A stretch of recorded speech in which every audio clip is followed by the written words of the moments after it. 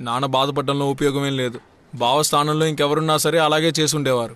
మీ నాన్న అంత తప్పు ఏం చేశారా?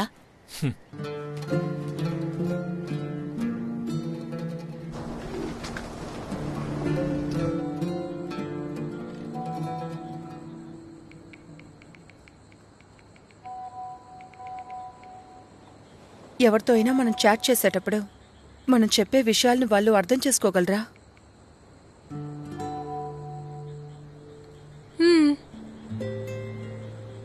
అవుతుంది.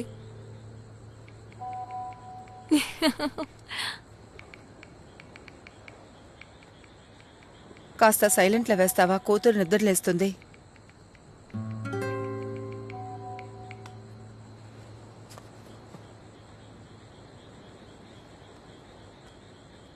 బావ రారా? వస్తారు.